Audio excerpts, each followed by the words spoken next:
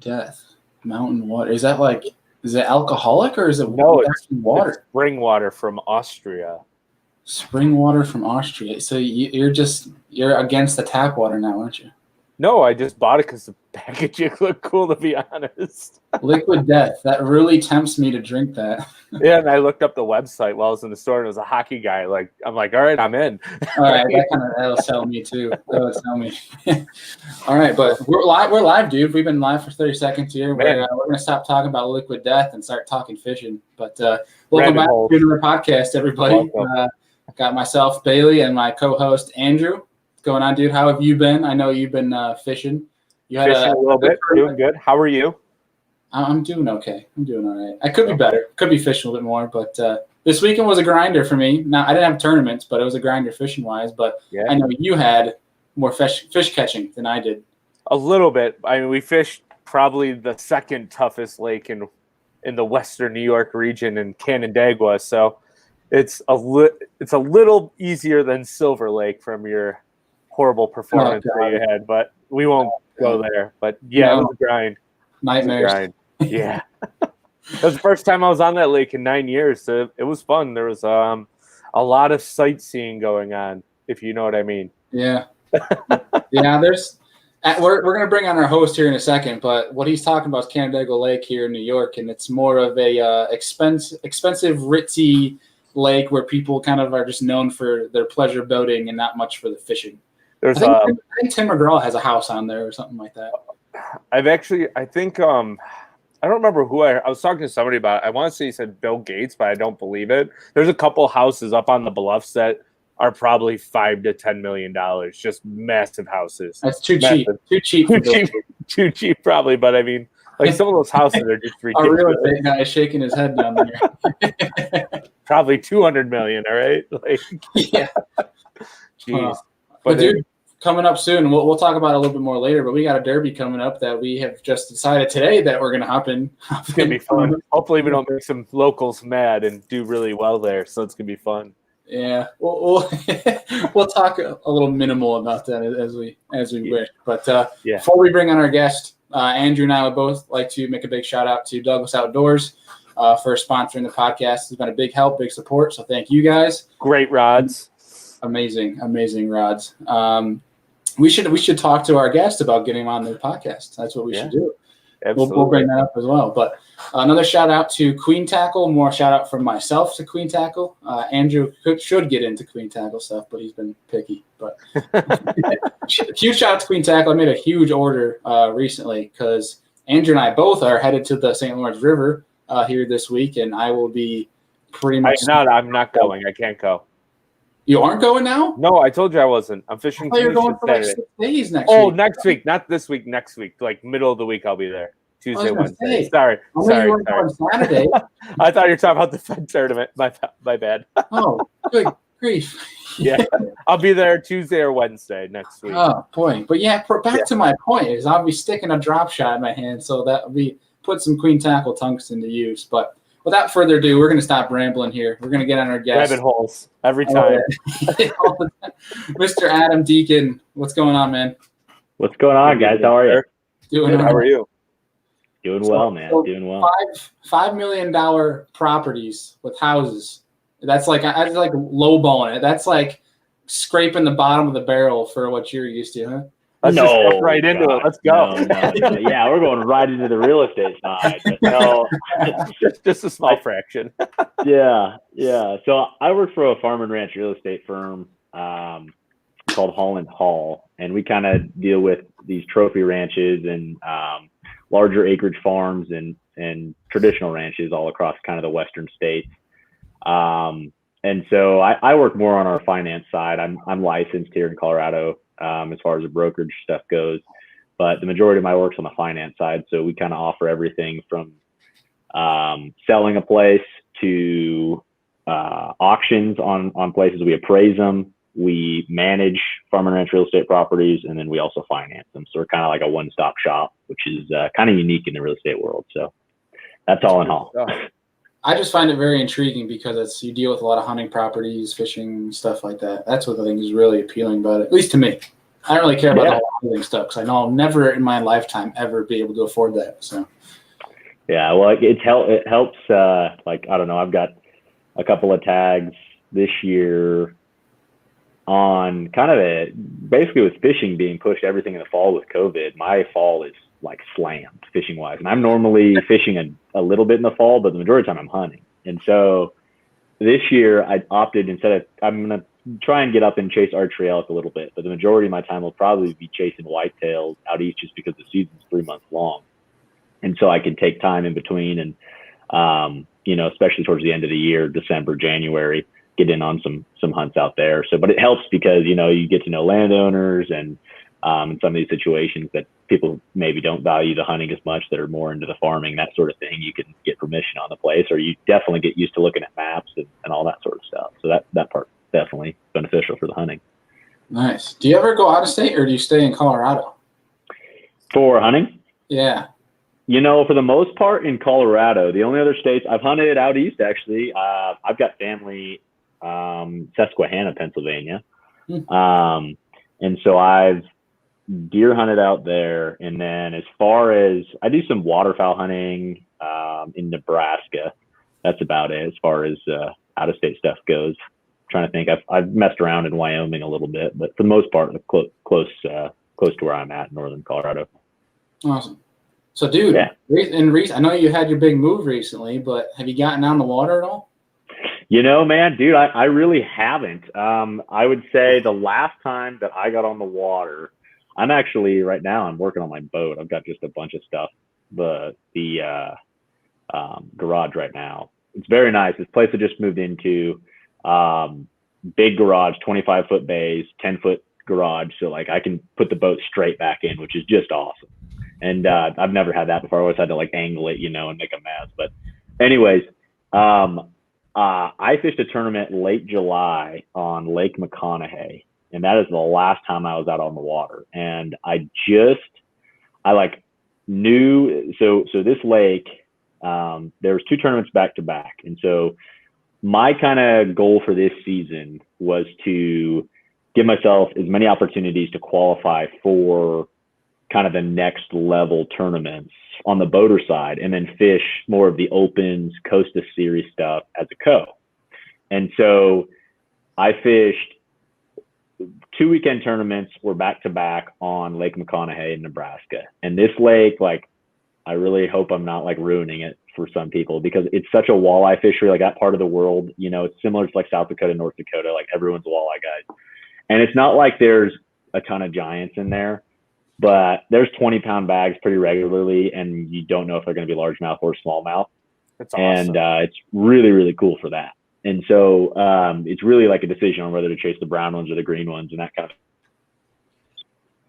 for the most part, untouched by bass fishermen, and they're everywhere. And so it's a blast. And in July, when you're seeing a 20-pound bag, it's solid. I mean, for you guys, it's nothing up there, but like for most parts of the country, July sucks, right? Like August, July is not a good time to be fishing.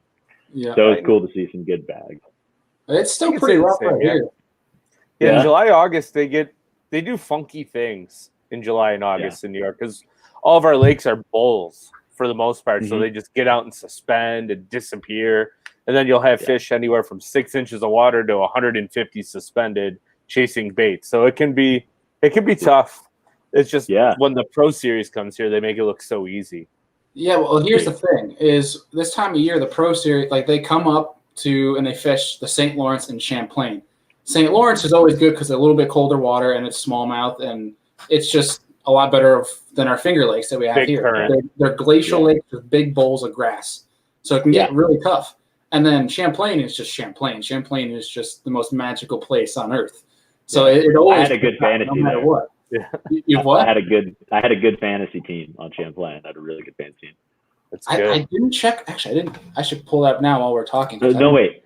Hold up. I'm trying to think of how I finished. On one of them, I had a really good finish. Let's see. I did really well on the St. Lawrence. I think I had everybody in the top 30 except for Shane Lehue, who I think he was like 70th or something. Yes. But yeah, either way, those fish so well. So basically everyone thinks about New York is it's always fishing good. but there's this lull from the what do you say, Andrew? Like mid-July to mid-August, essentially. There's like a month window where it's I really would say tough. on some of our bigger lakes, like I live on Lake Erie in Buffalo, so I would say nice. I'm on one of the top 10 smash smallmouth lakes, and right now we are in our lull, and it'll go from the third week of July all the way till about October before Lake Erie starts getting good again. Like from end of April, if the ice is off, until about 2 weeks into the post spawn, you can go out and just throttle 30, 40, 50 fish and catch 20 to 23 pounds if you know what you're doing. If you don't, 15 to 18 is easy. Now you're into the days that you have to fish for 5 to 7 bites and deeper water. You have to know where the good rock is, and if you don't, you might catch 10 pounds or 0. So and then near the mid to end of October, they start getting grouped up in like packs of 100, and it's just dumb. So we're gonna take Bailey out this year so he can experience it. Like it's just stupid, and they don't move; they just stay in the same spot. Yeah. I'm so excited for that because, like Adam, kind of like yourself, for the fall for me is usually this is the first time I have not been in another state working or in school, and if I do have time at home, I'm out in the woods. So this is the first year really I can take a step back and focus on fishing. So it's gonna be a lot of fun. I'm pretty excited, especially for some smallmouth fisheries. But it's gonna be a lot of fun. But basically, what we're trying to say is like our Finger Lakes here, which makes up the chunk of what's in New York. So you have the river in Champlain, which is very northern tip, almost Canada, Vermont, and then you have Erie, which is kind of like New York, Ohio, whatever you want to call that. Yeah, a Great Lake, but like our Finger Lakes is what makes up the chunk of New York. It gets very tough this time of year. Like Andrew said, 5 to 7 bites. And unless you really know the area, you're not going to put together a winning bag. Most guys are coming in with 11 to 13, maybe 14 pounds, and they're skipping docks all day. Yeah, the issue is the entire lake looks the same. Like you'll launch your boat, you go out to 8 to 10 foot of water, and it looks identical from the moment you start your motor, and if you idle all the way around the lake, it's the same grass line the whole way. So it's good luck. Wow. Yeah. Dang. Well, I would say the majority of our lakes do the same thing. I think the only, like right now, all our Colorado lakes for the most part are, same deal. Like honestly, some of them, it's like the stuff guys talk about in like Ohio and like you're catching, if you catch 5, like if you get a limit, you're probably going to get a check. Like, it's that tough,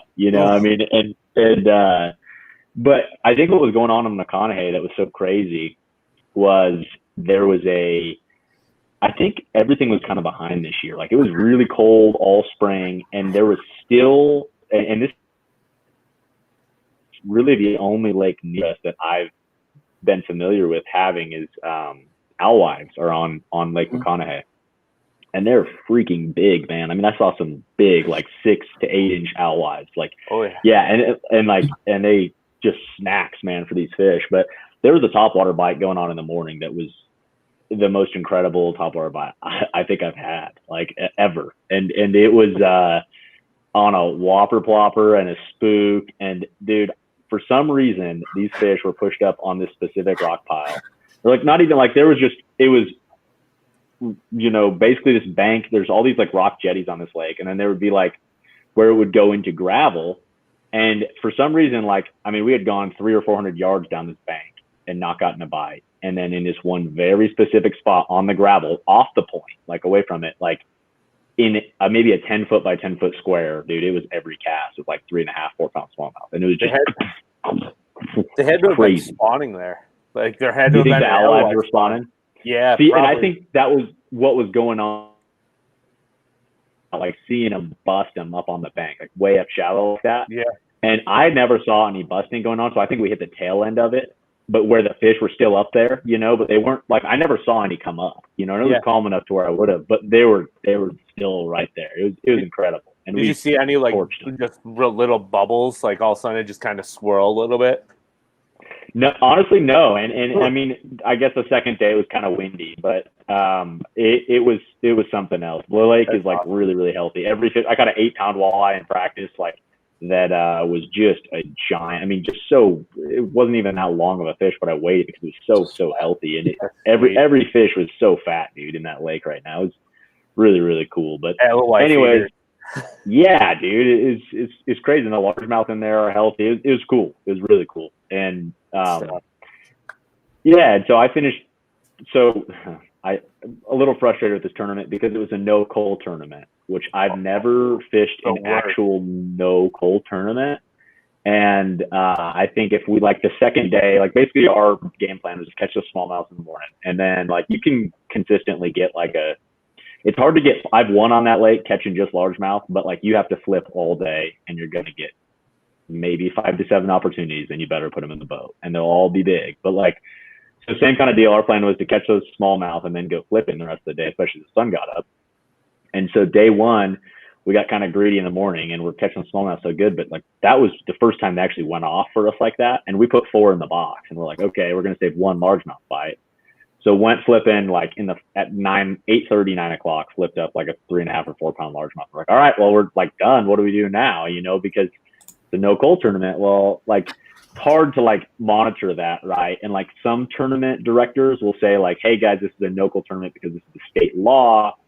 We're not gonna like be enforcing it, but if you do get a ticket, you're disqualified, kind of a thing. Or they're like I've never had it where they're like, hey, this is how it is, and so we followed it. We're like, all right, it's a no coal tournament. That's how we're gonna play it. But like, we just went flipping the rest of the day without hooks, right? And dude, I mean, just like, oh my gosh, like there's one pulling it, right? Like good largemouth bites, and we're saving them for the next day, and they just weren't there. Like it was a completely different day. It wasn't sunny, and it's like, man, I bet we could have absolutely torched them. But it was the TBS qualifier for Colorado, but we did it out there, so that qualifies me as a boater for the semi-national, which is how you get to the national championship, which is like the one Lance won this year. That was on Grand, including the dream package for TBS.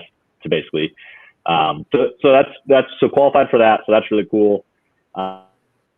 This fall, because of everything getting pushed out, the Toledo Bend tournament for the Bass Nation regionals. We made the state team to make that one for the following year, right? So that tournament got moved from May of this year because of COVID to now October on Toledo Bend. So that'll be interesting, which is cool. I've never been to Toledo Bend in the fall, so that'll be interesting to see how that one shakes out. Like I've heard it can be either really, really good or really, really bad. So hopefully that's how it goes with every fall fishery. I think if you're on them, you're on them. If you're not, it's like a ghost town.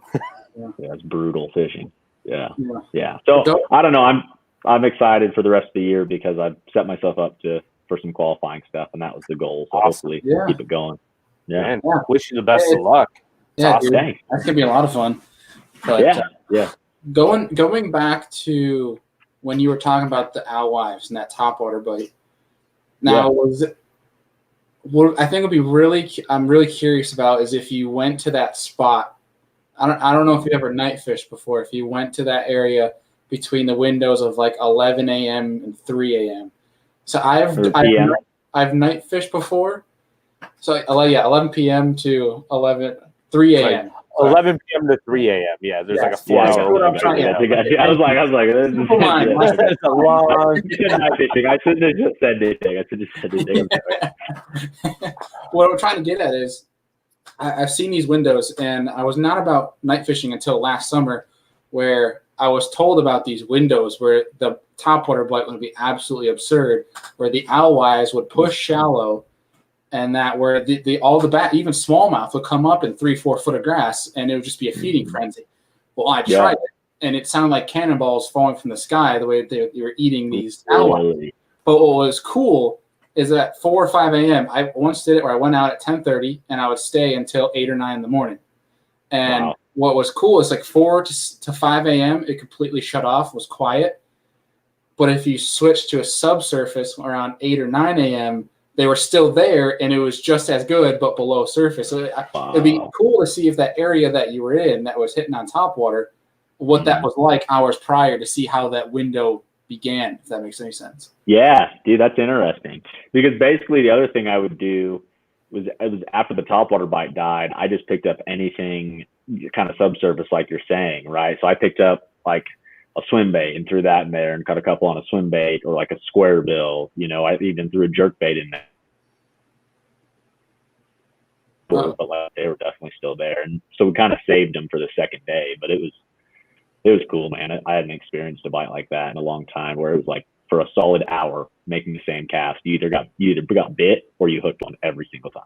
It's awesome. That's so cool. It doesn't get much better than that, especially when you can land them on There's a topwater bite where it's fun and you lose a lot of fish, and there's a topwater bite where they're eating it and you're guaranteed to land them. It's down their throat, and you're like, how do I get this out of here? Yeah, and we definitely lost some good bites, and it was just incredible. How I always forget, like, once you get around, because a lot of our smallmouth here, right, like in Colorado especially, you're like, 2-pounders, and then like you get lucky and catch like a 3, or something, but like those 3 and 4-pounders consistently, man, the way they were hitting those top, like I was like shallow, full size, like I was throwing a big whopper flopper.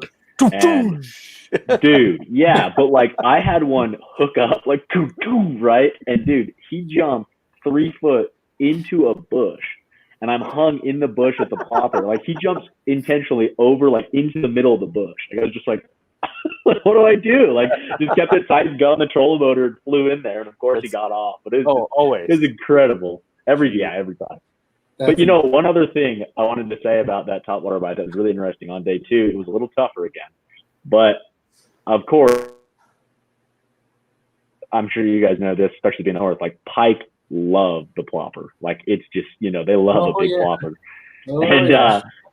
So the smallies were there again, and we're catching them on it. And then out of nowhere, like a huge, like, I'm like, I don't think that was small. I think that was a 45, Well, dude, I threw back in there, and of course, I was like, I don't know, I don't think so. And it was a pike again. He missed it twice, and I was like, I wonder if that's going to stop our smallmouth bite. And it did. It completely shut it down. Like that pike came in there, swirled on that plopper. All those smallmouth stopped. They moved off that, and we had to go do, find other stuff. But it was crazy how that pike came in there.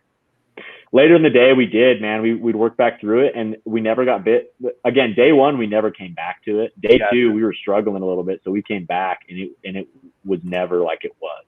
And that lake, dude, the reason I'm like fixing part of my boat right now too is like, or not part of my boat, just like all these little things basically that added up, where I'm like, all right, I kind of have a break from tournaments right now, so I need to get all this stuff like completely figured out before this fall swing. But like this lake, it runs east to west, and it's relatively big, but it's not anything giant. I want to say it's like 18-20 miles long. But the trick is the biggest kicker is it is flat country out there, and it blows, man, and it can really blow, like to the point where like walleye guys, are the guys that are out there, and that they can do it, but like it can get really dangerous in a hurry. And I knew day 2 it was going to blow, but like we were running a good ways and coming back. And once like more with that no coal thing, man, we were releasing some 3-pound fish, like some good solid fish. We're like, we did way better than this yesterday, drop that one. And that just messes your head so much. But I ran that rough stuff back and forth. Oh. It was, by the end of the day, I mean, it was really blowing, like sore backs the next 2 days and all that kind of stuff. But like, I knocked some stuff loose, like a battery harness broke off in the back. My Panoptics isn't working right now, so I'm trying to figure that whole thing out. And so like I'm just like going through, I'm like finding more bolts, that are loose or screws. Water.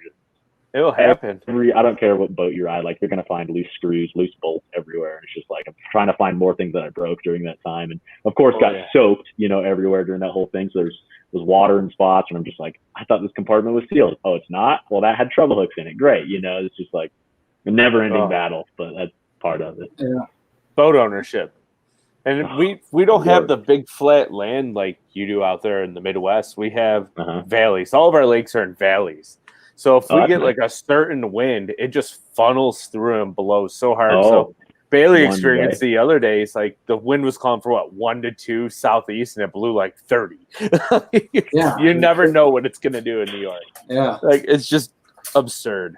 Lake Erie is pretty predictable, but our Finger Lakes, it's like if it's 5 to 10, you're dealing with 1 to 2 foot waves on most of them because it just cycles in and blows so hard. So I feel your pain. Yeah. Well, two comments on what you mentioned earlier. First comment with the pike. It's interesting you say that because one of the nights that I went out, it's where I was fishing for when they push these alewives out. It's a big grass flat, and basically there was alewives all over it. It's almost like it's kind of like a little cove, big grass flat in that cove. The east and west side of that flat had alewives thick through the entire thing. But it's interesting because I only caught fish on the east side, and if I ventured to the west side, I could only catch pike. It was very, very interesting. Wow, so it's distinctive. It's how you could look into. It's like a predatory, territorial thing. So that's super interesting. But also talking about your bite, and it's something I've been looking into recently, and kind of factoring in more is moon phase. It'd be interesting to see if you could replicate that on a certain set of 3 or 4 days later on, maybe say when that next moon phase rolls through, if maybe not that area, but maybe a similar area, if that makes any sense. Dude, that's really interesting. Yeah. That's a good, and again, like I know the alewives are like in your guys' neck of the woods. And like, I've actually heard something with the moon phase before, specifically on alewives. And that's really interesting. I'd really like to study that bait fish because it's just not, I don't know of another lake around here that has them. And it's just a lake where like, I mean, the same kind of thing, like is a lot of these, what do they call it? What's the term for like foam? Like this lake can get the same way as like, what's the ocean fish? You guys know what I'm talking about? The term that's like, starts with a P. Pelagic? There you go. I think it's pelagic, like a pelagic smallmouth, and they do that same thing on that lake, and they're just chasing those alewives. And like you can get right in a hurry and like 50, 60 foot dropping on them, but then they won't be there the next day. You know, so it's just like it's not a structured deal at all. So it's, I don't know. I've always starting to find some more of these smallmouth areas that are consistent deep, and there's some nice smallmouth in here that compete with the largemouth for sure. Yeah, that's cool. Adam, you're glitching a little bit here, so I'm gonna remove you and add you really quick. Okay. All right, it should be better. I've had it before where it does that, and if I remove and add really quick, then it should be good. So we shouldn't have any problems, at least for a little while. Fingers crossed. It's that new house, dude. You moved out of service. You're getting away. I know. That's exactly right. Well, I'm lucky enough to have a roommate that works for Apple, and so he gets our Wi-Fi like real. So apparently, it's supposed to be really high quality, but I do think the router is kind of far from where I'm sitting. But might have to get like a jumper, like a booster you can put in your wall. I don't know exactly I think they might call it like an airport terminal with Apple. And you can put it in like one in each one of your rooms, and it just boosts that Wi-Fi signal through your house, so you get better connectivity all the way through. Interesting. Good to know. Good to know that. Yeah. I don't know the exact. I think it's an airport terminal with Apple, but I'm not exactly sure. But they're just like Wi-Fi boosters. Well, Adam, going back to our conversation early in the podcast about the fantasy fishing. The St. Lawrence River. This is my lineup. Okay. I had Chris Johnson, of course. If you didn't have Chris Johnson, you're dumb. Probably, yeah. So he obviously got first. I had Paul Mueller, so I had second. Yep. And then I had Gustafson, who was 12th. I had Garrett Paquette, 14, and then Shane Leahew at 76. My Group A did not show out for me.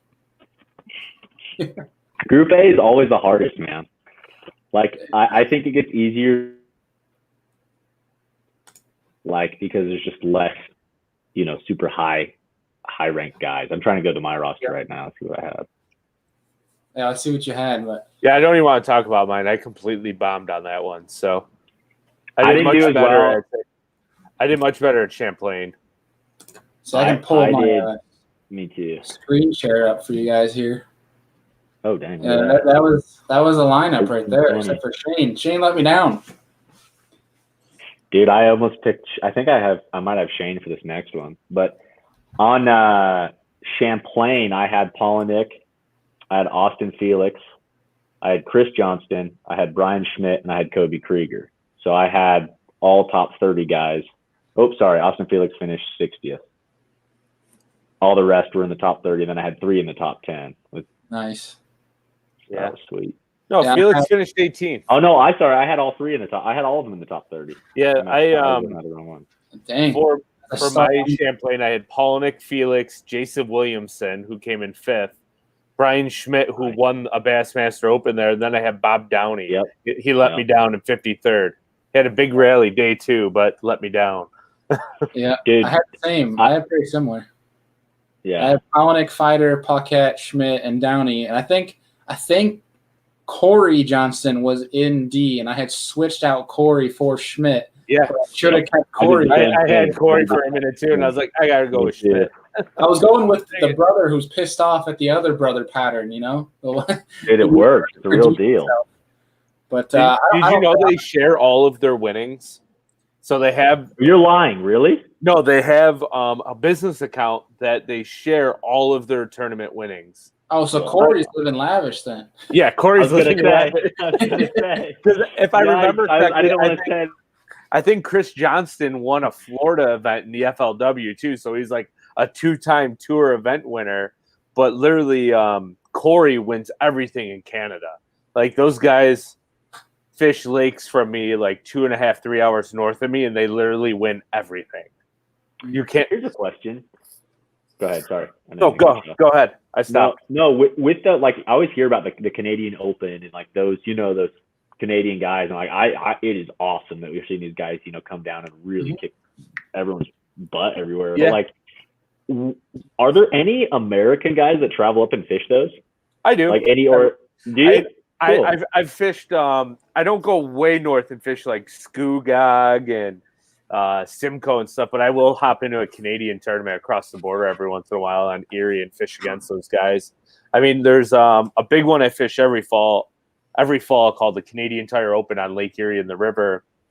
The first year I did it, me and my partner Josh, we took 5th, and then last year we took 19th. So we do all right. One of my buddies actually won it last year, so we do okay against them on their side. They do venture down here a lot. And they do. Do they? Yeah, no, there's some sticks up there because people don't realize it. And there's a guy who's a mutual friend of Andrew and I. His name is Morgan Signini, and he absolutely smashes largemouth. And he kind of opened my eyes to the largemouth fishery they have up there. It's kind of like I would credit Chris Johnston's win in Florida to some of probably the training he's had up there fishing those largemouth. They're very shallow grass lakes. I think it's. What's that? You cut out there again, Adam. I was gonna say I think it's. Yeah, you guys are cutting out too. I'm not sure if it's.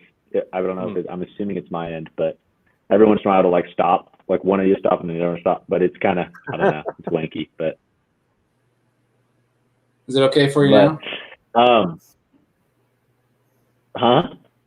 Is it okay for you now? Okay right now, yeah. Yeah. Okay. If it keeps acting up, what we'll do is if it keeps acting up, we'll just have you leave studio and come back in. Okay. I'll give you the quick boot. What's that? Give him the quick boot. Yep. Give the Irish goodbye. Yeah. All right. Carry on with your point. What was that, Adam? I was gonna say like the Florida guys. Is it going? Is it not going? I can hear you guys fine. Are we just? All right. I was gonna say you're good. Good. Go ahead. Oh, there's like a delay. There's totally a delay going right now. Rabbit hole. Oh no, Adam! If you can hear me, just speak. We can hear you. Okay. All right. So the Florida guys, I think, do so well up north for two reasons. Obviously, like the grass, the largemouth bite, that all makes sense. I think that a lot of those guys, when they're fishing like the Open Series, right, they're going to fish the Easterns or something. So they spend a lot of time running up north or vice versa. And so like they spend like the whole eastern part of the country is where they spend their time fishing. So I don't know. Those guys, it's sweet to me. It's cool. I always look for Florida guys when they're going north on the Elite Series. Like they always do good. Almost every time. Like when Bobby Lane fished the Elite Series, he was always a guaranteed top 20 fisherman in New York because he would just go throw a swim jig or flip grass and just crush them. Every time he'd be in the top 20. He was like, if you needed just points, you'd pick Bobby Lane. Yeah, because he just down south, he knows how to fish grass, and grass fishermen thrive. Todd Faircloth is another one. Every time he came to New York, he was in the top 10 if it was Champlain or Cayuga. Or even on the smallmouth fisheries. Erie, he'd finished top 10 a few times as well. Back in like 2007 and 8, I think. That's awesome. Yeah. Was it Chris Lane or was it Bobby Lane? And Adam, you'll know what I'm talking about because I believe on BTO he talked about this. Was it Chris or Bobby that had like the big life-changing switch to a spinning rod? I think it was Chris, and it was on St. Clair when he won fishing Lake Huron. Okay. That's probably what it was then. I couldn't remember which one it was. I'll have to go back in that episode and try to find who it was. But it was one of them. Bobby's actually, he's quite the character. I spent some time at the Classic with him. He stayed at the same hotel as us. And Fred Kantawi, the rod developer, had introduced me. We went and sat at the bar with him. He's a pretty cool dude. Definitely a lot of stories. That's some interesting stories that you can't listen to on a podcast, which was pretty cool. They all have them, I'm sure. Oh, yeah. It's definitely some interesting stuff. Yeah. But dude, getting into podcast stuff, I know obviously the move had you a little delayed, but how's that been going, and where do you see things going in the future? Yeah, man. So things have been good. Again, kind of really these last couple of weeks, I've basically been like, listen, I have to move all this stuff, and I've just been ridiculously busy work-wise too. And so I gave myself kind of a break of consistency, like weekly. And so at this point, things are basically started back up this week. So I release my shows every Wednesday morning. Again, the show's called Business from the Bass Boat, and it's geared towards anyone that basically works in the fishing or outdoors hunting industry as well, whether that be a professional angler or someone that owns a business in the fishing industry. And so this show coming up Wednesday is with Andrew Upshaw, and it was really cool. So recorded it at the end of last week, and I'm excited to release it Wednesday and have something, back kind of in the loop of things. And it is awesome. I drew him as a boater on the Arkansas River as a co this year, and so kind of made that connection there. And he actually just went and fished the California Open. Yeah, which is cool, really cool, because it's like if you look on the leaderboard, like I was looking on the leaderboard just because I know some West Coast guys, and I was like, it's always California, maybe Nevada, something like the leaderboard's completely Western guys, and it's like Oklahoma 14th, and it's like, oh, it's Andrew Upshaw. That's crazy. He went out and fished that thing. He's just like, I'm gonna go. I've always wanted to fish California. I'm gonna pick it when it's a tournament, and so he went out there and did pretty well. Awesome. And he was on a cool bite, so it's cool to hear from him and how that's all going, and his kind of decision making on why to fish the Opens this year, because in 2019 he had a stellar season, on the tour and fishing the FLW side, he had 2 wins. So it's crazy to jump kind of into the Opens and trying to make the elite. So it was cool to get his kind of input on that. That was the most recent show, or it'll post Wednesday, so that'll be cool. Sweet. Yeah, that's awesome. I saw he put up like 26 pounds or something. He posted his videos to his YouTube channel. Mm-hmm. That was pretty cool. Mm-hmm. 26 pounds in California is got to be pretty fun. But yeah, if he struggled on day one, he said he had like 16 or 17. Yeah. Yeah. Yeah. But, yeah, dude, that lake's incredible. We talk about on the show, but I've only been on Clear Lake once, and it was during a college tournament, and it was you could catch them. Like we had a team, another deep, and I was up fishing shallow, and I looked up to watch. I saw this 5-pounder fall in my jerkbait, and I was watching the 5-pounder, and I had a 7.5 eat it while I was watching the 5-pounder out of nowhere, and I was like, oh my gosh! And the 5-pounder followed always at boat. I'm like grabbing my part. I'm like, throw something. There's another big one. Like followed it. It was incredible. And they were like spawning, and they were up in June. And it just goes throughout the whole summer and early spring. It's crazy. And so there's so many fish, and you can catch them deep, you can catch them shallow, and they're all big. It's unreal. Yeah, it's definitely on the bucket list in the top 5 for places to venture to. Gotta be, dude. I was told. Sorry, go ahead. Oh no, you're good. I was just gonna say, like, the fish that you see on that lake, like, I lost the biggest fish I've ever had on in my life on messing around, like, wasn't attention, like flipping wood up shallow with a drop shot on it, with the drop shot and a small, like, Texas rigged EWG hook, and hooked the fish, and it got me all tangled up, bent me out. I mean, for sure, big. It would have been biggest for me, and I've had like somewhere 8-9 range in Texas, but this was like pushing a double digit, if not a double digit fish, and that would have been really, really cool. And that was in practice, but like that one, but dock, they were up chasing bait, and there was 3 giants, man, just sitting under this dock, and I was just like, is this real life? Like 3 absolute giants. They didn't want anything, and they just basically moved off of it. But it was like clear enough, and just looking at it, and I'm like, I don't know how big these fish are. Like, I literally, like, I know they're bigger than 8, but I don't know if they're 12s. But they're all big. Like, all 3 is. From everything I've seen, like, once they reach like that 7.5 pound range to like 12 pounds, they all look the same size. They just get taller. Yeah, like giant. Yeah, it's just like, yeah. Crazy. Yeah, it's like a visit to Jurassic Park, pretty much. Yeah, that like, my bucket list is definitely clear. I want to fish the Delta, and I'd love to go to Shasta and chase those like 8-pound spots. I think it was like 4 or 5 years ago when Cody Meyer kind of blew up Shasta and catching like 8-9 pounders. I was like, I need to get there and go finesse fish. Like, that just looks like so much fun. I thought there was some rumor. Some of the place that he was catching a bunch of the giant ones, not the world record, but the giants were on like some private lake. Like, I'm sure they were. Oh, really? Like, you permit, something like that.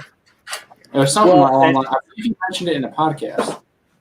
And I'm not sure. Like, I know Shasta obviously has some giant spots in it. There's a lot of other ones that are small up there, apparently. And there's a lot of California lakes, and same with some of our best lakes here that are small.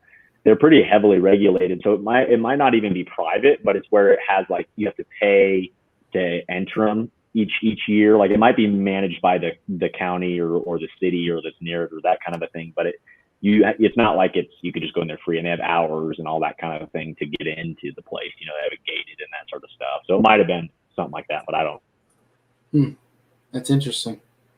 Yeah, that's one that's really interesting. Spotted bass. That's one fish I really want to learn. I've never caught a spot, so that's one thing I really would like to learn, just kind of how they behave, because it's, I'm sure they have some similarities to largies and smallmouth. Probably more similarities to smallmouth, I would imagine, than largemouth.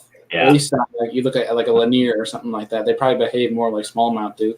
But it's super interesting. But Andrew, you ever caught a spot before? What was that? You ever caught a spot?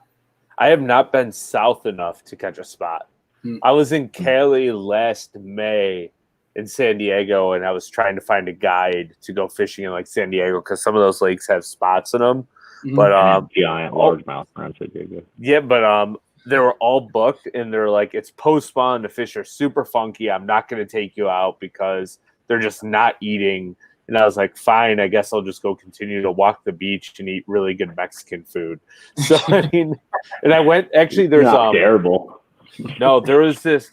I can't remember the name of the tackle shop. I have one of their shirts, but there was a tackle shop in San Diego that was like a swim bait underground tackle shop. It was the coolest place I have ever been in my life. They sold every megabass lure that you could ever see in your life. I drug my wife in there. She was like 7.5 months pregnant at the time, and I was in there for like 3.5 hours just Googling over these like Roman maids, and I was like, good gosh, I want all these, but they're so beautiful and so expensive. I was like, I'll never throw them back in New York, but I'm like, these things are so cool.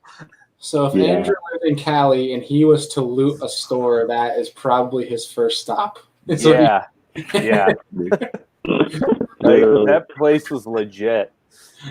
That's funny. So Adam, and I know we discussed this on the podcast that you've been on previously a while ago, which I can't even remember when I had you on. I want to say January. I'm trying to think too. It was early in the year for sure. Sometime early in the spring.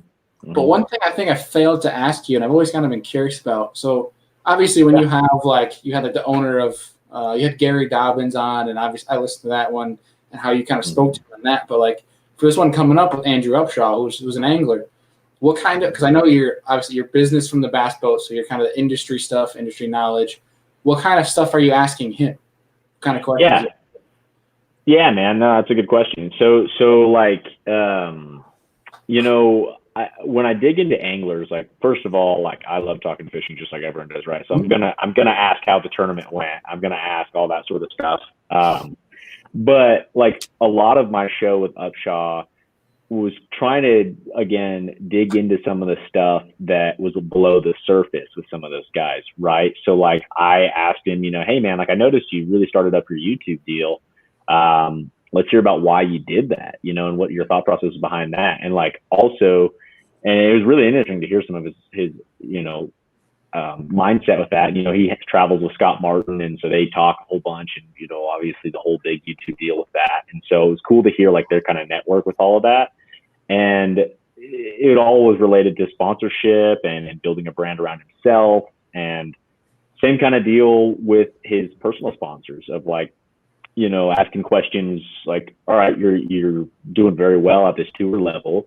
I'm interested to know, what are your sponsors thinking of that when you go to the Open? Are they on board? Are they not on board? Those kinds of questions. And it was interesting to hear his answers, because it wasn't all of what I expected. For some reason, I kind of view these guys of oh, well, their sponsors are going to support them no matter what. And it's sometimes the sponsors are no, you're dropping your views. It's cool. It's cool to hear the insight. Yeah. Yeah. They have a lot more of their personal life. That way more stuff around stressful the business. Too. Mm-hmm. Yeah. Yeah. It's interesting to see a lot of the more traditional, older generation anglers that never really had social media start to make it now. And you can tell some of them enjoy it. Some of them obviously have someone running it for them. And then there's some of them where they are doing the bare minimum to keep their sponsors happy. But you can tell it's a pressure, because companies know that this is modern times. This is what sells. It's what anglers have to do to keep up and keep their sponsorship requirements. And I don't know whether for this angler, whether it was a responsibility or not. Either way, I'm very, very happy he has a YouTube channel. But Rick Clunn, I am so happy he has a YouTube channel, because unless you have him in person to ask and talk about these stories, you probably won't get the chance to hear about some of them. So it's super cool to see that he has a YouTube channel, and now he's sharing all these stories. It's something that's pretty awesome. But do you think some of these pros that have YouTube channels are trying to associate themselves with someone, say a Scott Martin, who has a big YouTube presence, on purpose, just to give themselves more exposure? Sure. I didn't hear the beginning of that. Were you asking a question, or were you just talking about the? Yeah, I was asking you, do you think that some guys who are starting the YouTube game might be smaller would try to hang out with anglers like a Scott Martin to try to grow themselves because of that? Yeah, dude, that's a really good question. And I think it'd be hard to, I think maybe there's a little bit of influence there, but I think the majority of it, to my knowledge, it seemed anyway, they've had a relationship with Scott Martin for a while. They traveled with him for a while, and they're listen, we're seeing this take off, and we're in some of his videos. We need to kind of make our own stuff and help each other out on the relationship that, speaking from Upshaw's, my conversation with Upshaw's, those relationships are Scott watches his stuff, and Scott's texting him and saying, hey, I really liked how you did this. I really like it. It's not they're just hanging out with him to try and get that extra coverage by any means. There's a give and take relationship there, but much deeper than just the YouTube stuff. They've been tournament anglers traveling together for a really long time, but I absolutely see the benefit of it. I mean, if you're hanging around Scott Martin and he's going to drop you in a video or talk about you in a video, you're going to get a heck of a lot more exposure than some other guy doing it. Absolutely. I mean, I see what you're saying, but I think that the majority of those relationships are already there. Yeah. No, I realize how it sounds now. I definitely was not trying to say that Upshaw was just hanging out with Scott Martin just for that. I want to preface that that's not what I was saying. Like, so like I was more kind of referencing to maybe like a younger angler coming out of the opens or something like that, who tries to associate himself with a bigger name or something like that. It's kind of like the LinkedIn of YouTube bass fishing, right? They're all networking together in a essence to help grow their brand and promote their sponsors. So maybe they're going to use it as a way. So like we'll take Queen Tackle or Douglas Rods as an example. If you get a couple guys that have a ton of viewership and they can kind of network together, it's just going to grow the brand even more, because now these younger kids are going to see it as, wow, this guy's my idol and he's using this rod, and this guy's also using them rod and he's a pretty big name. I think I need to buy them. So it creates an even bigger buying experience for the younger kids. It's actually a very smart way to use a tool at your expenditure. Like you can grow the market that much faster if you know somebody with a lot of viewership and you kind of model your videos after theirs, and all of a sudden they drop your name. You're going to have people, I would assume, follow over and just start watching your videos just because that bigger name dropped. And with them traveling together, it's obvious it's helping. So, because they have that tight camaraderie. So, well, I mean, it's been proven. I mean, collaborating is very efficient. I mean, look at the Googan squad. That's how they started out, was collaborating with each other. And look at them now; they're freaking huge. Like they're making $500,000 a month or whatever the crazy number was on just their own channels. And it started with their individuals. And then they just said, hey, do you want to make a video together? And then an explosion of numbers. But it's not a bad idea. It makes for new relationships, stuff like that. It's kind of an interesting little rabbit hole to go down. Yeah. Well, it's spinning back to like the real estate market, right, Adam? So if you network and you grow and you have good sales experience, and you know how to talk to people and communicate, if you get a referral from somebody, it kind of goes down that rabbit hole and they just refer and refer. So if you have somebody who really likes your videos, they're going to tell 3 of their friends and they're going to tell 3 of their friends, and it just creates this viewership. So it is a rabbit hole in a nutshell. It's the more people you communicate and openly talk about, and the more referrals you get back to you, the more viewership you're probably going to get. So it's very beneficial. It's sales 101. It's how do you treat the people? How does your clientele view you? And go from there and just continue to grow yourself and collaborate with who you can to get to where you want to be. Yeah. You guys excited for the tour stuff tomorrow? Or, what? I think you paused there for a second. For the glitched. For Lake Erie is what you're talking about? Glitch. Yeah, Lake Erie starts tomorrow, right? With the FLW Super Tournament. Bold predictions. Do you have a winner? Who's your guess? Oh gosh, dude. I don't have a winner. I don't have a winner picked at all. Is that the Super Tournament? It's a Super Tournament, right? It's a Super, Is Jacob Wheeler fishing it? Yeah. I think so.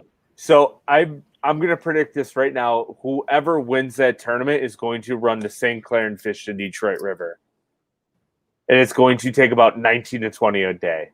Whoever makes that long run and it's a wind cooperates for 4 days, which it's not going to. It's going to blow like heck tomorrow. Is it? I heard it wasn't. I think it's supposed to. There's really bad front moving through Chicago right now, and that weather's going to be there tomorrow. Like for randomly at like 5 o'clock, I got tornado warnings popping up on my phone for Chicago, and I was like, I haven't even looked at Chicago. Why is it telling me this? So if I had to guess, it's Great Lake weather. It's going to blow tomorrow, and whoever had that plan to run to the Detroit River or St. Clair may struggle. If they're fishing around like the Bass Islands, maybe 16, 17 a day gets it done if they can fish there 4 days. I'd almost be willing to bet somebody who mixed bags it wins. Goes for really? Yeah. This is in some largemouth. Yeah. Okay. There's some very good largemouth around there. I can't hold up for 4 days, but if they get 2 big largemouth bites a day and they can scrap together like 3 to 3.5 pound smallmouth, I think that would be a legit shot at winning, especially if the wind blows. Yeah. Dang. Well, and I've heard like there, the largemouth fishing has been like getting better and better over the years, which is cool. You know, I mean, I'm interested. Sandusky Bay, yeah. I kind of followed Dave Lefebvre a little bit. He posted a big old one that he caught, I think, in practice yesterday, and he goes, "Do I go brown or green?" So it's like, ooh, and those guys are going to exploit that largemouth fishery. So especially and that many boats, right? Yeah. Like, that's the other reason why that won't hold up either. If it blows and everyone's in there banging on those largemouth, like, well, and they can't fish Canada, and all the good fishing on Erie on that side of the lake is Canada. So it's really, yeah, they have to run to the Detroit River, which I believe is the river that dumps from St. Clair into Lake Erie. They're going to have to fish the Detroit River, but even that, I don't even know if that will hold up to 20 pounds a day because there's not a lot of resident fish, I would assume, this time of year in the river system. They're out chasing bait somewhere. So it's going to be interesting. I think the Costa was like 18 a day is what won the Costa there. Yeah. Okay. So, yeah. That was what, 3 weeks ago? Just a little bit more weight. I think obviously it's weather dependent, but I think whoever finds that smallmouth school that's more consistent is going to win it. But I think there's going to be a little bit more weight because it's a few weeks after that Costa, so they're going to have more summer weight. I don't know. Yeah. That's what I personally think. But I'm also going with Josh Bertrand for the winner. A little bit of bias, but also just because his knowledge of the smallmouth. Yeah. But now you say Dave Lefebvre, and he's an Erie boy. Yeah. So Dave Lefebvre, Matt Becker, I bet will be right up there because he's a Erie PA boy. Gray Buck. There's Gray Buck. He's a little more. I believe he's a little more east. He's an Eastern PA, but he still knows those smallies. Then there's so he knows. Who's the guy that he took? I can't think of his name. He led the coast after day one, and then it blew on day two, and he didn't run to the Detroit River, and he had like 21 pounds day one. He's an FLW tour bro. Yeah, I can't think of his name, but he'll be up there too. And then, other than that, I mean, you can't count out Jacob Wheeler. He's just on fire right now, so I'm sure he's going to make a ridiculous run. I mean, I think it's 65 miles from Sandusky to the Detroit River. So there's going to be a few guys who run. It's just very risky if that wind blows at all. Let's pull it up here. No, I'm looking right now. Let's pull this up right here. Get away from. I'm going Matt Becker. That's going to be my pick. So is that Sandusky? Is that where? Yeah, Sandusky. That is you're very exposed. Right there. Yeah, like any west wind, like that is bad. But let's see how far it is. I'm going to just randomly. Oh, you can't do the pins here like you can do with like Navionics. I'm doing it on my Navionics right now. So where are we coming out of? And right here. Here's Sandusky, Adam. I don't know if you can see that. Yep, I got you there. now. So this is here. You'd have to run up. That's a good ways. You're very exposed to wind. Mm-hmm. So let's look here. What is it supposed to blow? I don't know what. Okay, Andrew, so the Map Talk Live guys. My map is downloading. I'm trying to get the exact mileage. Oh. There you go. but I'm not sure. Go ahead. I was just gonna say that the Bass Talk Live guys this morning, Matt looked it up on his phone while it was going, and he out of the northwest, I think, is what it was calling for. So 9, and they were saying like that's not terrible. Like the guy who I'm trying to remember who they had on this morning, but he was awesome. He was an old Elite Series guy out of that area and has won out of Buffalo. And man, he had some great insight on running that big water and how this weather. He was thinking unless it's 48 miles. It's 50 miles from the opening of Sandusky Bay, so it's probably about 60. But on a west-northwest wind, I mean, that's blowing from the mouth of the Detroit River to Sandusky. If they have 9 miles, dude, that's going to be horrible. Like east-northeast in that section, I bet they're fighting 3 to 5 footers. Like that's big wind because it's literally blowing from east-northeast at 14. Yeah, that's blowing from here down. Mm-hmm. So I mean, that's the good news is they'll be able to run the troughs all the way. I was going to say, but they can run the troughs, right? They can run the troughs to a point, but once they get to that mouth of that river, it's going to be a little fishy, and that current's going to be moving in that river too. So, I mean, I guess you're relative. I don't know. I can't speak on behalf of it. I mean, like an east wind on that lake is bad because that current, all those waves are coming from Buffalo, and I mean the little arrows where I live. So an east-northeast wind literally blows right down the lake. Like that might be like the worst wind they could have. Yeah. Oh jeez. Like and 14 to 15. I'm gonna look it up. I'm gonna see what the wave see what it forecast actually is. said there. Wave forecast, Sandusky. There's a wave forecast? Is that what you just said, or wind forecast? They have buoys with what is it? What is the name? NOAA. What is that? It's you're pretty much dealing with oceans up here, Adam. So they get pretty into all the forecasts, and I mean that's like the wave predictions. I believe Andrew, you can correct me if I'm wrong. That's kind of how they get their small boat advisories, and that's how they make those decisions. It's all based on knots in wind. So let's see here. Tomorrow's what, Tuesday? They have southwest winds posted on here. So that weather forecast is wrong. This says southwest winds 5 to 10 from Maumee Bay to Reno Beach. So I don't know exactly where that's at, but it says 5 to 15 knots becoming southwest. So I mean, if that AccuWeather forecast is wrong and the National Oceanic and Atmospheric Association is correct, it's going to be glass compared to Lake Erie standards. But if the AccuWeather forecast is right, they're going to be dealing with 3 to 5 footers. Gotcha. It's so. Well, it'd be cool. It's switching so fast up here too. Welcome to the Great Lakes.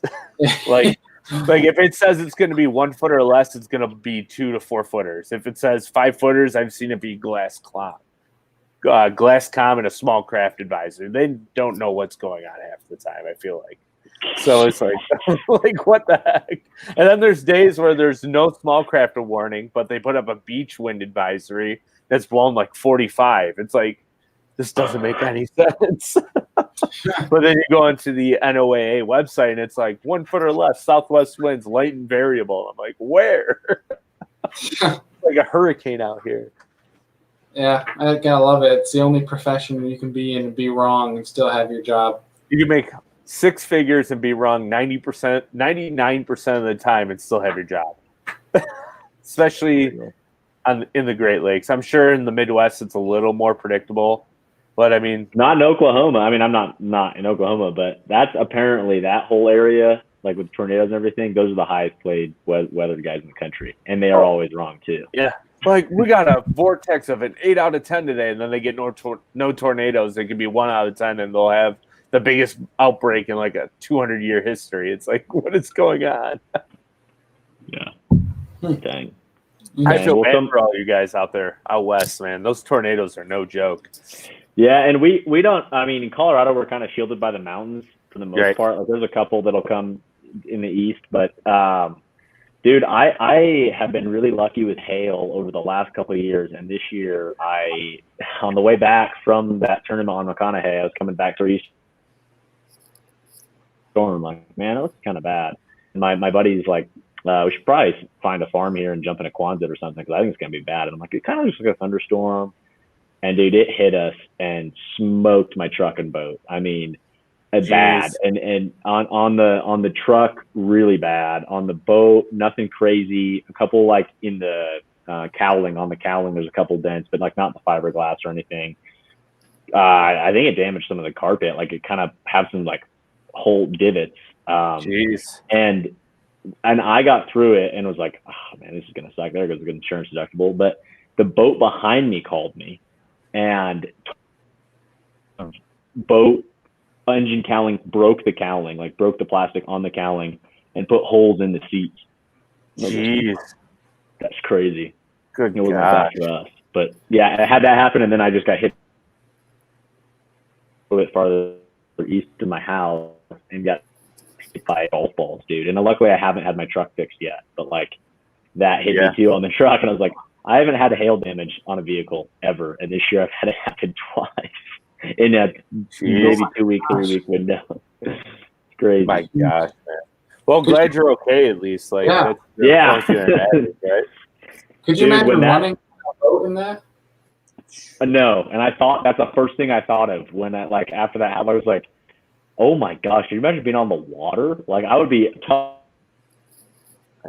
I mean, you couldn't see on the road, dude. Like I stopped on the side of the road because a 6-foot branch came across the road, and I was like, I'm not driving. Like, are you kidding me? So I stopped, and then my buddy's like, we need to get in the back seat in case this windshield cracks. Like it was like the worst storm I've been in for sure. It's pretty scary. And like, of course, then I was out of service. I get to service, and my phone's like weather warning, like tornado watch, like all these all these things come through, and I'm like, that'd have been great, like 20 minutes ago, but right. I could have stopped and waited it out and watched it go by. Oops. Or like figured out which way it was coming and like went around it, circumvented it. Yeah. Now, what's the big tornado like city out there? Is it like Ray? I think like WRAY, Ray, Colorado. Is it? I mean, that's right where I was. Yeah, like I'm pretty sure Ray, Colorado is like the big tornado city. I have a buddy who lives about an hour north of Oneida, Bailey, and he goes out to Oklahoma, Colorado, Texas every spring and chases tornadoes and takes photography of them. And really? I remember him posting a couple like EF3s from Ray, Colorado. Like multiple days he spent there. Like would go back to Oklahoma and drive back to Ray, Colorado because they were just popping up every day. Good. So side note, stay away from Ray, Colorado. You're likely to catch a tornado. Because he said it's like vast farmland. It's just mass open plains, almost kind of like Nebraska. That's 100%. Like a lot of people don't think of Colorado that way, but like a good portion of the eastern part of the state is just an extension of western Nebraska. And the other thing he told me is New Mexico actually gets a lot of tornadoes. Really? I didn't know that. Like the northeast corner of it, where it kind of connects with Oklahoma and Texas, it gets really bad tornadic. Gets bad tornadic activity too. Interesting. So, yeah, I was like, wow, that's crazy. But yeah, he spent a ton of time in Ray. Cool. Good to know. So side note, I'll maybe really start paying attention when I drive east. Yeah. Well, Adam, you got anything? We're going to wrap up in a second here, but you got anything coming up that's new? Any big news, highlights, anything like that? Yeah, man. I've been getting some footage. I need to get more, but I'm trying to get the YouTube deal going, both for myself personally, as well as for the podcast, making it kind of a studio in here. Did get merchandise set up, and that was honestly kind of my brother more than anything. Big into merchandise, that kind of stuff, or as far as like logos and gear, and I'm not like that. Like there you go, dude. I really like that hoodie. That's actually that's probably my favorite. Does it only come in white? No, man. There's black, green, gray. Sweet. I'm gonna have to get a gray one. That's I think I have the link in my bio still. That's exactly what I told Adam. Like that hoodie is fresh, but I know it'll be clean for one day. One day, dude. You can't wear it, and you can't wear it fishing. Like it would be. Yeah, exactly. My Serious Anglers hoodie has like Spike It stains on it already. So I went to pull it out of my rod box on at Canandaigua because it was kind of chilly, and I was like, I need to wash this thing. It's just got Spike It on it. I'm like, oh gosh.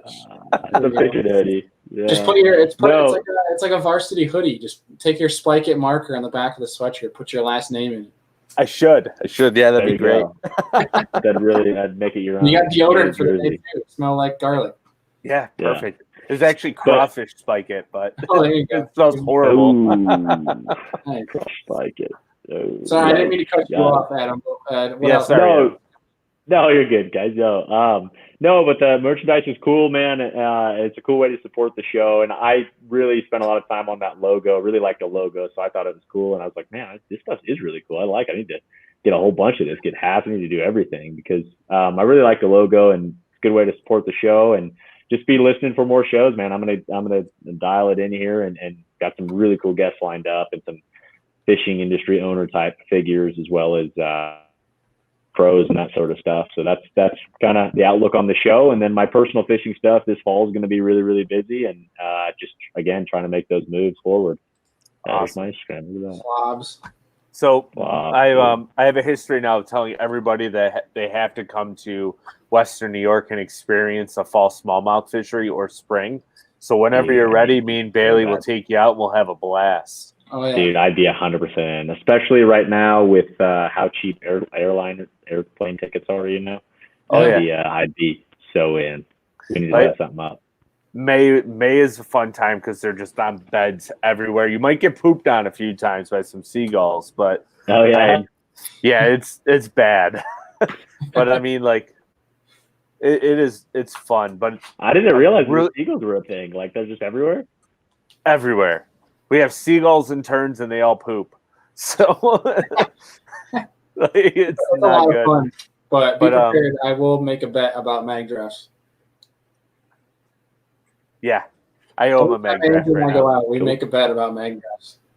But if you don't mind being cold, November, December on a whim, like if it's Thursday and you want to fly to Buffalo and the weather looks good, we can go out there and mop up on just dumb fish in 38-degree water. Yeah, if it's calm. So cool. If it's calm. You don't want to go out there in my 19-foot Triton if it's blowing 5 to 10 miles an hour because it's 2 to 3 footers and it's cold. But I think he's used to that in Colorado. I think Colorado's warmer than a lot of us think until you're in the mountains. Yeah, well, the biggest thing is our cold isn't that the humid cold. You know, you don't get that kind of deal, but you guys have like that humidity in the cold, man. I've been, don't get me wrong, I've been very cold on the water here and in waves when it's cold and it's not a year, but probably one of the coldest time I was fishing a college tournament on Rayburn in February. And for some reason, man, like I've been there in February when it's I've been there in January when it's 70 before, like sunny 70, super nice every day. I was there in February and it was like the day before the tournament and a bunch of guys were trying to find a place in lake to even launch because it was blowing. And I finally get into this area where I'm like, I'm going to see if I can launch here. And I'm in the same boat as you, man. I've got a 8.5-foot Legend and I'm backing down the ramp. Is it a 191? I have a 186. It's 6 inches smaller than that. They only made them for a couple of years. And dude, is it the LE model, like right before they launched the 191? Dude, Legends are my favorite boat. I'm so sad that Johnny Morris bought them out and discontinued the brand. It bothers me a lot, man. The fuel tank's way in the back. It's an old Champion hull, so it in the rough, man, it performs extremely well for an 18.5. Great rough water boats. Great rough water boats, man. And I, for its size, like I've been in a lot of 20-foot boats where I've been like, I had run this way better. My boat, like there's no way we're getting beat. But, you know.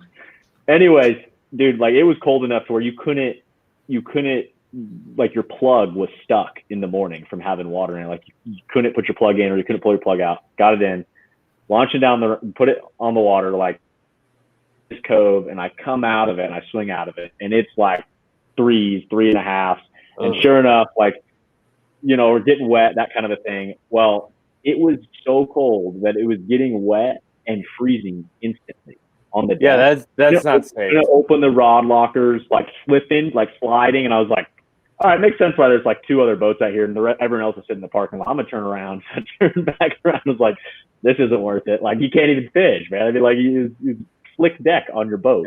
Those are the days that accidents happen, and it's just not good for anybody. No, like you get cold and you get wet in that water, and you're in trouble. When it's freezing on the deck instantly, like that's not good. Not good at all. It had to have been probably 30 degrees outside for that to happen. Yeah. And cloudy and blowing probably 25. Cold front, right? Oh, the fishing was probably horrible. And Rayburn can get, decently high.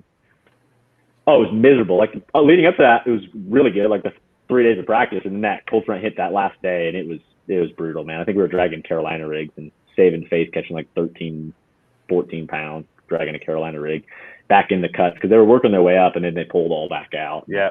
That's where we found them. Sounds like great buzzbait time. Oh. Buzz frog. Let's be real. Okay. That's the deal.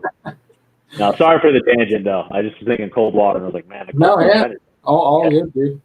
All good. That was most of my spring except that I was on a kayak in 20 degrees and wind and gotta do what you gotta do.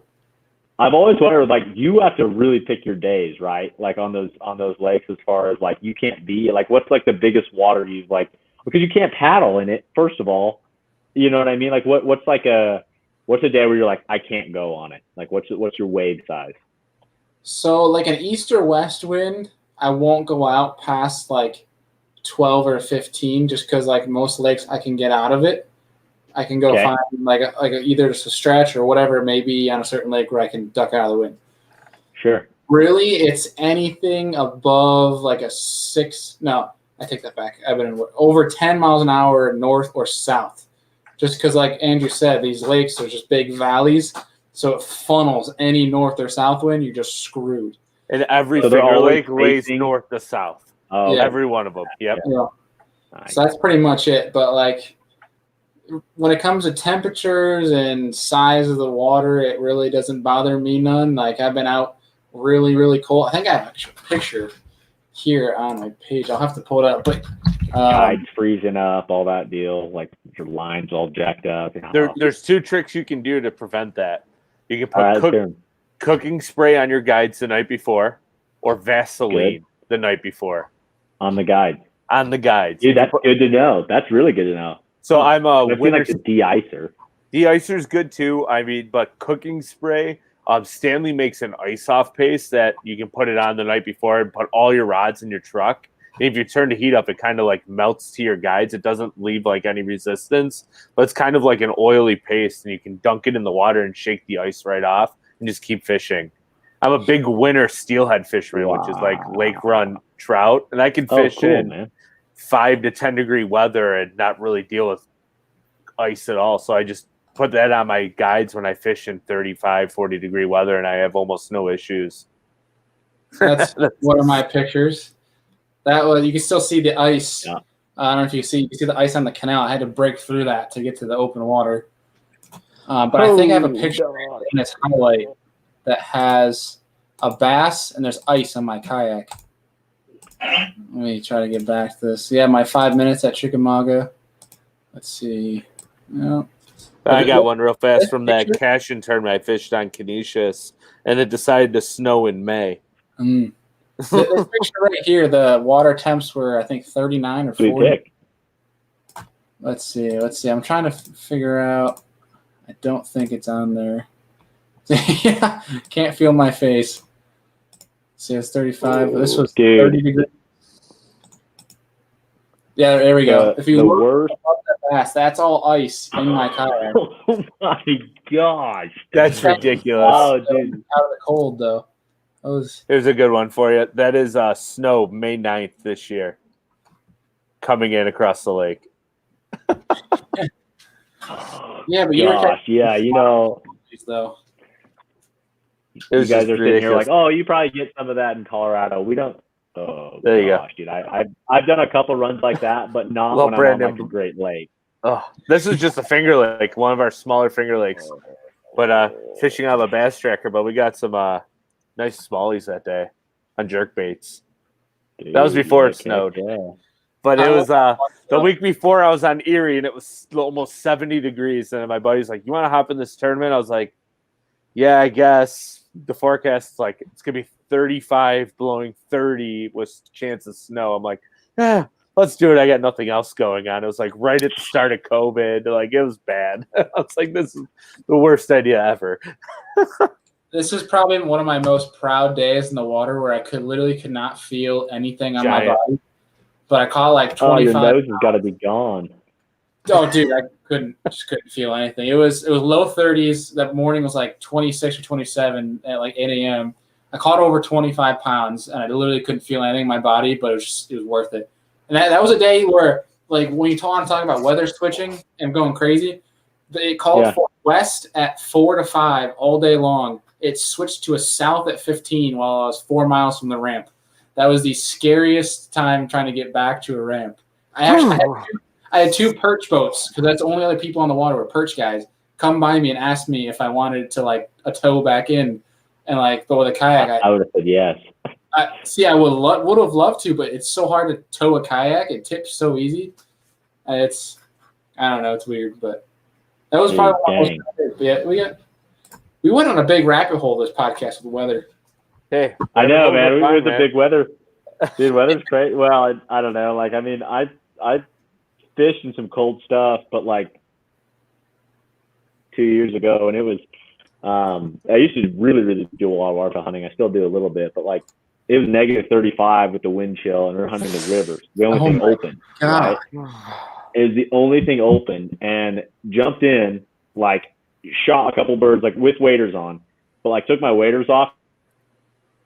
You're frozen. We can't do this. And the waders were standing. They were standing up without me in it. Like I took them off and they were frozen, and they were just looked like a person standing there. That's awesome. It was like, cool after the fact. Yeah, it was like, man, that's a cool picture. Yeah. Trying to find one more picture here. Andrew, you got anything else for Adam here? Man, stay safe is the biggest thing I can say. Colorado, I'm sure you're out of the tornado belt, but my biggest fear ever would be going to the Midwest to fish a tournament in the spring, because it's just a vortex waiting to happen from probably northern Nebraska, Kansas, all the way to Texas. I don't envy you. So like, I think I would be terrified the whole time I was out there, just thinking about possibly a tornado popping up. So it's like, oh, I'm with you. Yeah. But stay safe, buddy. Well, thanks, man. Yeah. Anything else, Andy? Oh man, I hope the real estate stuff continues to be well to you, and I hope you do well in the qualifying tournaments. Yeah. So, good luck. Yeah, dude. man. I'm Toledo Bend. I'm with you guys. Of luck. Fishing's here. Work's down here. Fishing's here. Absolutely. Yeah. I think I text Bailey every morning at like 10 o'clock, and I'm like, I want to go fishing.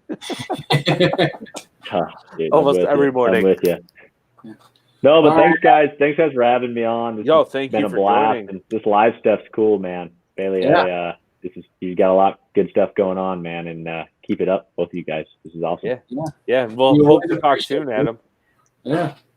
So, hey, welcome on anytime, dude. Well, it's definitely not the last time we're gonna have you on. So, take care. Get your new place all nice and ready for the upcoming season. Get your boat ready and go hammer them, dude. I hope to see you do well. Yeah, good luck this fall. We'll be following for sure. Yeah. So.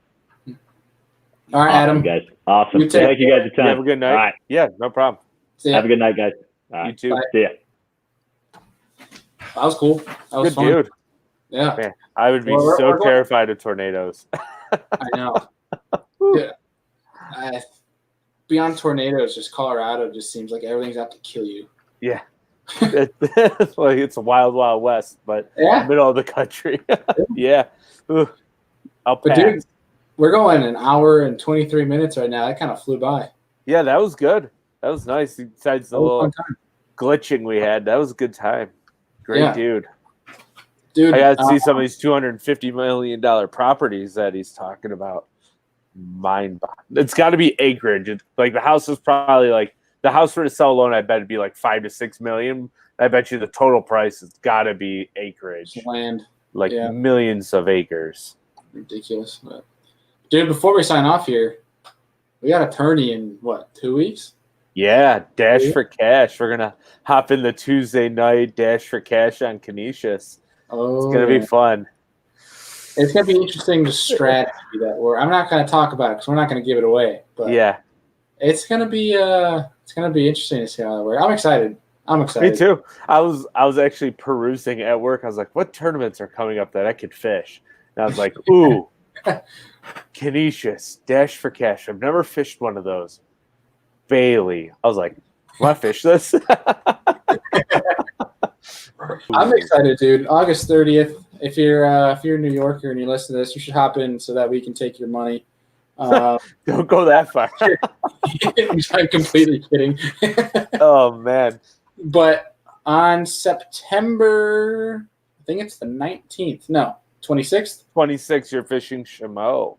26th, Douglas Big Money Open. If you're listening to it and you're Northeast and you want to fish Lake Ontario for some giant smallies. So me and as the proclaimed Mr. Buffalo, we can take your money. Jeff Buffalo, sorry. Jeff Buffalo, the Duke of Hamburg. Duke of Buffalo, that's what the Duke of Hamburg, yes. I keep mixing the names. Jeff Buffalo and the Duke of Hamburg. I think he has about five code names that go by with Jeff. He's such a good dude. Awesome boat, great time. Loves ice cream.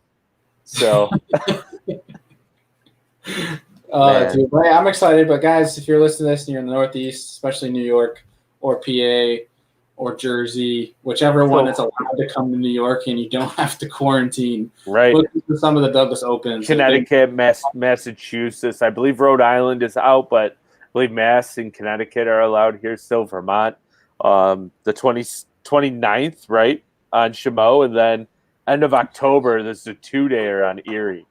Yeah. Which is the one I am looking forward to. Yeah, your birthday weekend. Yeah, we're going to fish day one, then we're going to go party that night before. Yeah, I think we'll be the only two partying. So, yeah. I will be having a beer that night. That will be a fun time. Parking lot beers. I'm going to park my tent in your front lawn for that night. Dude, you can stay here. It's fine. I got a spare bedroom. I know. I was just joking. So, if you want to park your tent outside, go ahead. I mean, yeah, my girlfriend was saying, she goes, "Oh, we're going to go out for your birthday if everything's good for that." And I'm like, I'm getting up at like 4 a.m. the next day.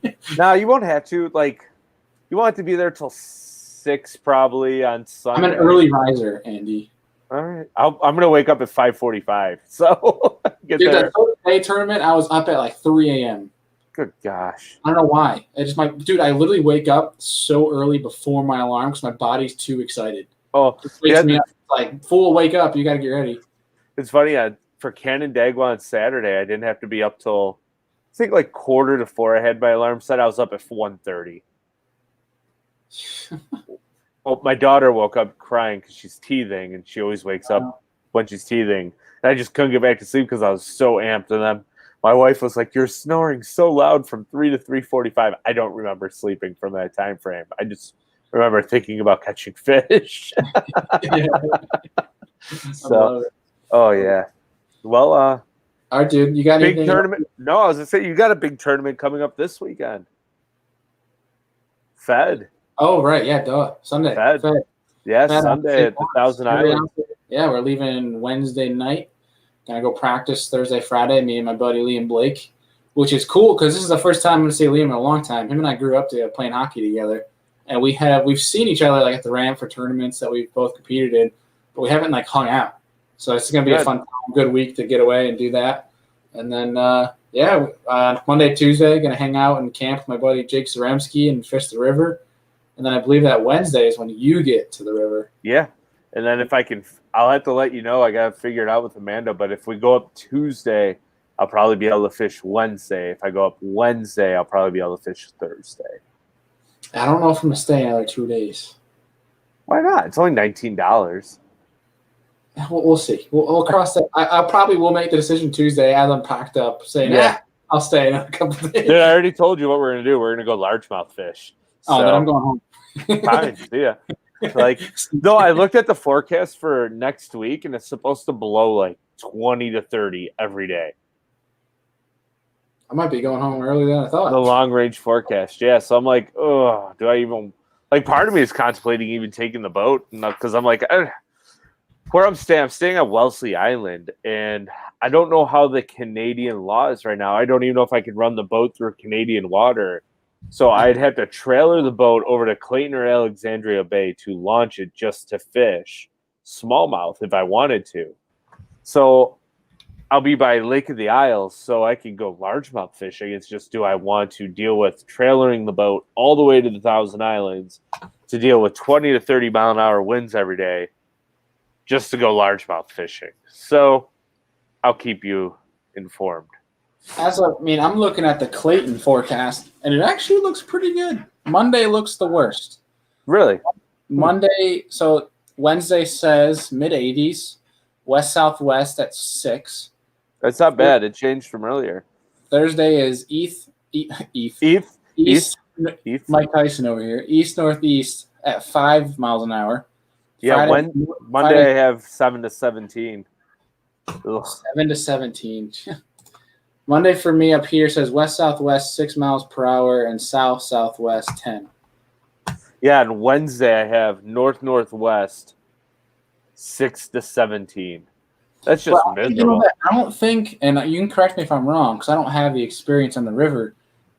I believe, looking at it on the map, it can't get rocking that much compared to the Ontario. No, that would actually be probably a favorable wind. It might even slow the current down a little bit. But I don't have any boating experience up there except for like a couple hours here and there. So I'm like, if I was fishing the Fed, I would be like, absolutely, we're going. But for fun fishing, I would rather deal with that on the Finger Lake than battling 3 to 4 mile an hour current for smallmouth. I hear you. I'm just excited for smallmouth. Yeah.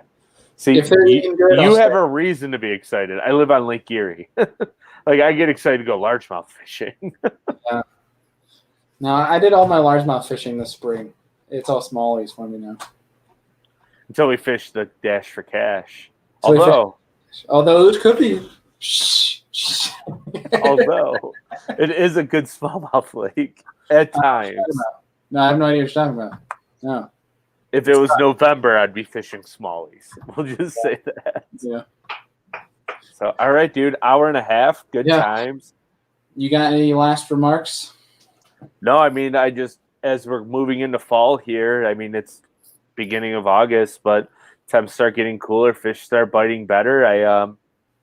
I hate to say this, but I can't wait for all the hunters to leave the water so I can have more water to myself. I can't wait for all the pleasure boaters to get off the water. That too, like Labor Day, bring it on. Get those pleasure boaters off the water. It has been so bad this year because of all the COVID and people being unemployed. I have never seen our lake so busy with pleasure boats. It is, like on Canandaigua Saturday, I'm running down the lake wide open, like 55, 56, and out of nowhere there'd be like a 4-foot wake. You're just like, oh my gosh, my 18, 9-foot boat. I mean, I was taking off like a freaking rocket ship to the moon. It was just, not good, not good. Fully trimmed up, and all of a sudden, it's like, where did that come from? Oh gosh. So, never a dull moment. Never. No, but I'm excited for it. I am excited, 100%. But absolutely. Yeah. So last remarks, really, just if you guys want to check out Douglas and Queen. Also, shout outs to Angler and Amped Outdoors for hooking the show up. But check out some all your battery needs, rods, tackle, buttons, all your GPS and all your fish catches, weather. It's good stuff. I mean, check them out. Yeah. Appreciate it, guys. Thank you guys again for watching and listening. Andrew, thank you again, my friend. Absolutely. I'm sure I'll talk to you soon. For podcast number 110. Before we go, next Monday Night Live is going to be tentative depending on the campsite's reception. I'm going to try to do it live from the campsite with Jake. Nice. I know you'll be home, so you'll be able to. So we'll see. Yeah. We'll figure it out. Very tentative, but if we have to postpone it, we might be able to do it Sunday night too, depending on reception as well. Yeah, we'll see how it goes. Because Monday or Sunday night is when I'm staying at the campground until Tuesday. Yeah. So we could, but guys, if you're listening, watching, next week could be a Wednesday night live, not a Monday night live. Because I think you will have reception. If it's Wednesday night live, I don't know if I will have reception, but we can give it a shot. We might have to postpone it until we both get back. We'll figure it out. But I think we'll get back to you. Yeah, updates coming. Yeah. So thank you guys for watching.